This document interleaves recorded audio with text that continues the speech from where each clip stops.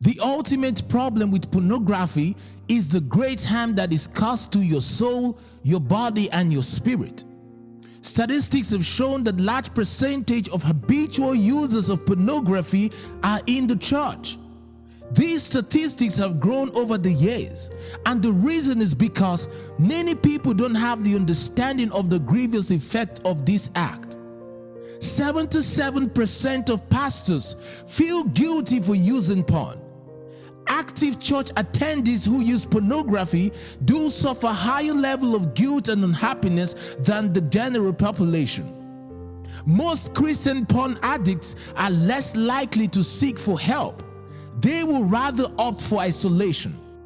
They will refuse to go to God's house because they feel guilty for their sin. Most of them have low self-esteem because they are not confident of their true nature in Christ Jesus. The devil has succeeded so far in sowing the seed of pornography in young minds through different things like magazines, internet, movies, and videos. The fact that these statistics is growing over the years indicates that the spiritual health of our church is greatly limited, and our future leaders in waiting are already compromised. We must save a generation. We must tell people the effect that those sexual contents are causing to their lives. Pornography is a way that the devil uses to compromise God's idea for sexual relationships within the boundaries of marriage. It also compromises God's idea for holiness and purity, self-control, and love. Anyone who is using porn is promoting the pornographic industry. You are indirectly sponsoring the work of Satan instead of seeking to destroy it. You are promoting the deception of the devil. As a Christian, your goal is not to promote darkness, but to see that God's kingdom is spreading abroad.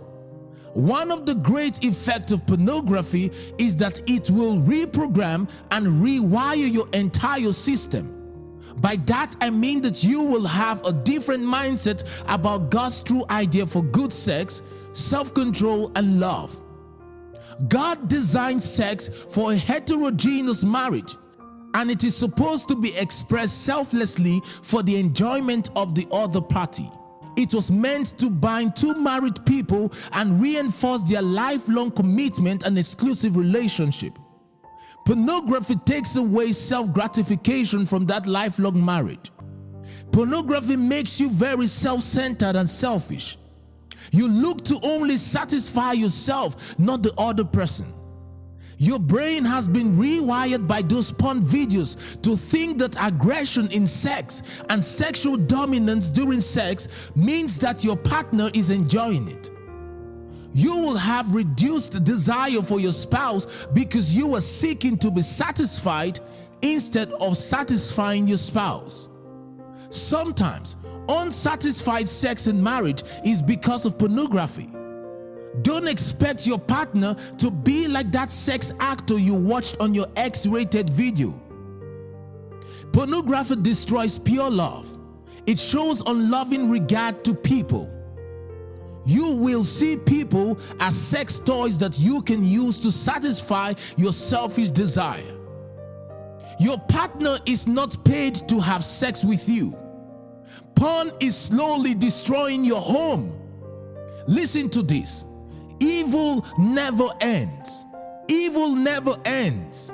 The goal of that addiction is not for you alone. The enemy is coming for your children, your generation, your finances, your peace, your mental health. The devil doesn't just come for one thing. He wants to kill, steal, and destroy. After your prayer life and connection with God has been destroyed, then he will move to destroy your peace. Next, he will move to destroy your future, your marriage. Pornography has been the cause of some divorces. Brothers and sisters, you are playing with fire by watching that pornographic videos. Don't destroy your 20 years of beautiful marriage because of 20 minutes of pleasure from pornography. Don't destroy your future because of few minutes of pleasure. Don't be selfish. There are other beautiful generations coming after you. Look beyond yourself. Stop that pornographic act. You don't want to be the reason why your children are being affected. You open the door to different kinds of spirits when you do watch pornography. Better to stop now than to be sorry tomorrow. God is very willing to forgive you if you are willing to turn a new leaf. There is no sin that God cannot forgive. If any one of you is burdened by guilt, God calls them to turn to Jesus and seek His forgiveness. Look away from yourself and look to Jesus Christ.